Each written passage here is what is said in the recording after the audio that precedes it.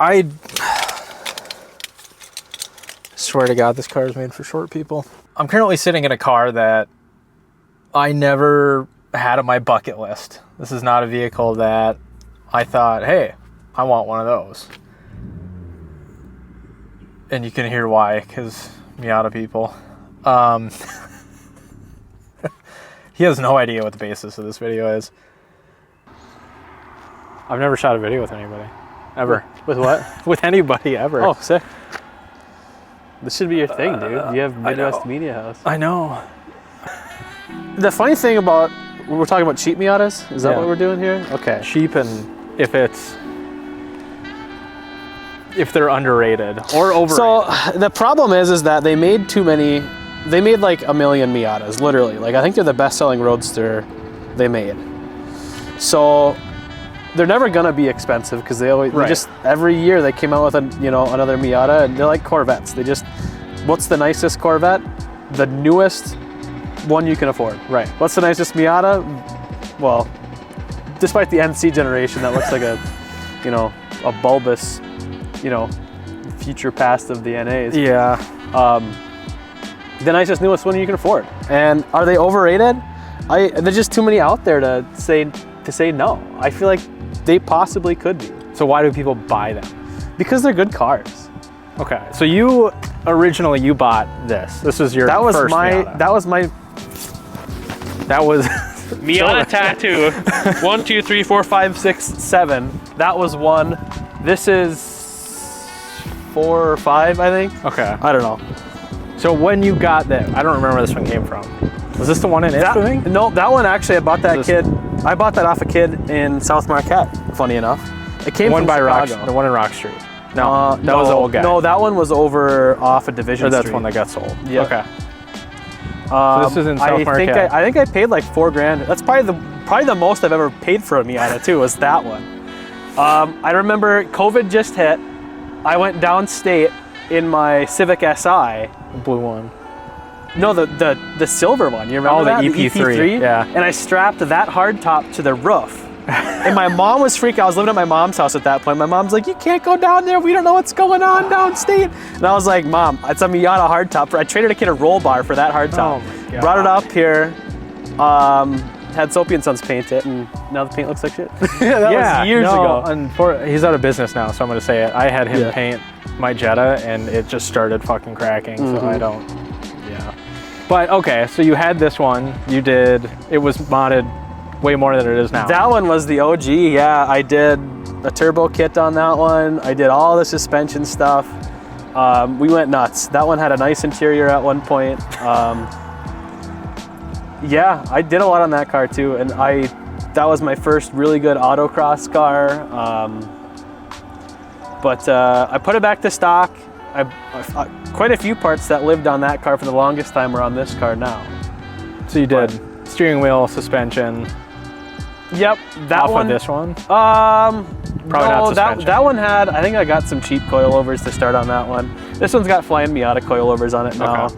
A couple of parts off the turbo kit ended up on this one, but not any of the big stuff like turbo or anything like that. This is one of the first cars. I learned a lot from that build. That car actually, the paint at that point wasn't too bad. So I started with a car that looked decent, and then I added the power and performance and stuff. And I kind of ended up doing the opposite with this car. I picked this up for $2,000, I think, with the hardtop. And it was blue. I remember standing in the freezing cold. Ugly, faded, like, yeah. Roached out, original, whatever, Merlot. I just remember it was fucking freezing outside. It was. Standing in that garage. Anyways, well, this was the garage off of 4th Street. Do you remember? Yeah. I was torn apart, and it had the roll bar in it. So I just closed on that new house like half a block away, which is so crazy that this car's back in the neighborhood. Yeah. But some kid brought it up from Missouri to go to NMU and parked it, took it all apart.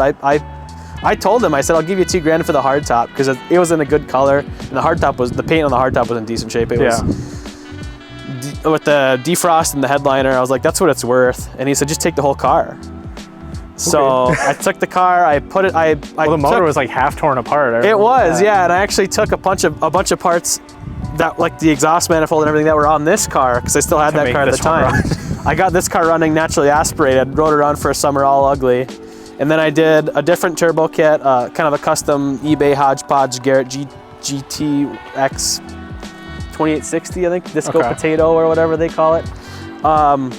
Painted it Hakone Edition GR86 green with a little bit of new 86 color. Yeah, well, before they went to the second gen 86, they did the Hakone Edition, and I saw that green. I was like, that's such a good color. That would be sick. So that's what we did. I felt like, I mean, you kind of got to with the tan interior. There's so much fucking water. There's a lot of that building. Basement, dude. That's crazy. I don't know. They're pretty much a Miata specific wheel. I mean, it seems like Advanti, the company that makes these, makes them in Miata sizes, just for Miata guys. Just Miatas. Yeah, pretty much. This wing is off of a Chevy Cobalt SS. My buddy Peter was scrapping a Chevy Cobalt SS. I said, hey, I'll give you $100 for the wing. He says, "What do you?" So good. Well, he says, "What do you need a Chevy Cobalt SS wing for?" He's like, "That's what are you gonna put it on?" I said, "Trust me, it's gonna look good." And it fits. I think the Miata guys have figured out that these are like the FD RX-7.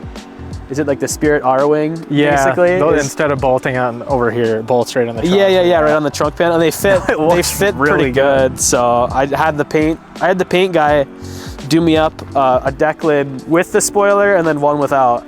Because when you take the top off, I don't like convertibles with spoilers. I feel like that looks kind of weird. I don't like convertibles in general. Well, that's why hard top the world, dude. Yeah. And I got all these before hard tops were expensive. I mean, now... Does the white one have a hard top? Yeah. Is the white one gone? I have 2 hard tops for the white one, yeah. Oh, so you have 3 hard tops? How many do you have? I have 4 total 3 Miatas in my ownership. 4 hard tops. 4, yeah. It's... That's a problem. It's like investments at this point. It's the NASDAQ, but for car people. I got to do motor mounts because when I'm like hard on it, the motor obviously wiggles a little bit and that downpipe hits the firewall and it makes a really, really annoying noise. Yeah. So I got to do motor mounts, but... And you swapped over stuff on the inside? Yeah, I did. What's up, Frankie? That's the NRG wheel that I bought for that red car eons ago, and I got just actually last summer I did the 6-speed swap with the IRP shifter. Frankie likes it. Frankie likes it, yeah. So you got all your gauges right where the not factory, or is that where the factory radio would go? That's where the factory radio would go, and then I just moved it down a little bit. Okay. The Miata thing to do is you put all the gauges in like the vent holes right here, which fit those gauges perfectly, which is what I did in the red car. Guts to them, they're not fast enough, and that's true, but that's what makes them fun at the same time. You know, a stock Miata, and I haven't really figured this out until I drove a bone stock Miata, like a 20,000 mile really nice one, is this, you can't compare it to anything else. It's just, they're perfect from the out of the box, you know? So are Miatas overrated? I don't know. Find me a cheap sports car that's rear wheel drive, handles well, and doesn't cost $1 million to maintain. I mean, I want to be able to do track days. I want to be able to daily drive. I want to do all of these different things. And you get a Corvette, but still the nicest Corvette is, I mean, the cheapest nice one is 10 grand.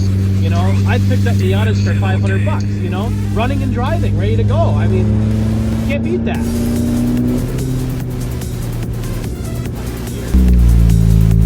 A lot of people think Miatas are feminine cars, and oh, I'd never get a Miata because, you know, that's a sissy car, that's a girl's car, that's a chick car, hairdresser car is the big one. I mean, get off your high horse, dude. Go enjoy a fun vehicle. Drive one. And drive one hard.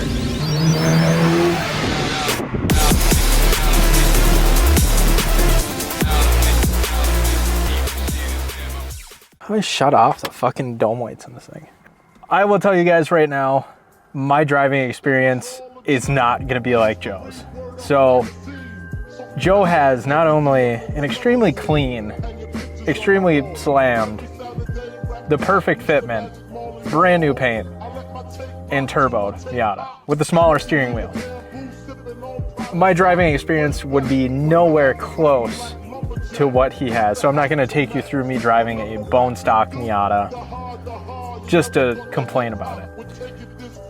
Number one, I have it in frame so you can see it. I don't fit in this car. This is all the way back. If I press in the clutch, my knee is hitting the steering wheel and almost just took out my camera. Nope. Anyways, that's number one. Number two, for some reason, I find joy in driving a slammed front-wheel drive turbo Volkswagen more than any vehicle I've ever owned. I went from a R32 Skyline GTST, rear-wheel drive, turbo, manual, Nissan Skyline, right-hand drive, got all the looks, cool. And then I went to a 2018 Subaru STI. Again, fast, manual, pretty cool. But after all that, I sold it and bought a 2004 Jetta GLI because that's what I like. So I'm not saying that this is the most overrated sports car. I think it is definitely one of them. And I don't believe that it belongs in the top 10 best drivers' cars ever made.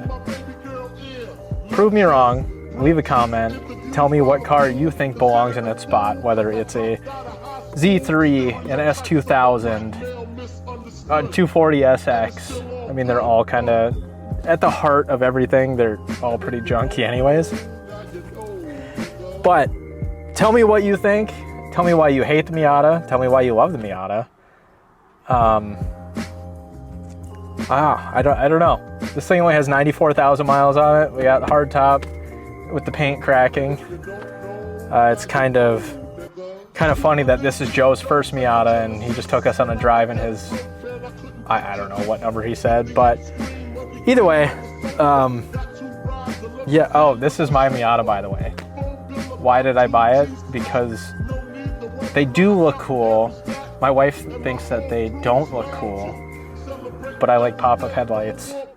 But now, if I don't get a smaller steering wheel, I can't drive it safely because if I press in the clutch, I will steer that way into a guardrail.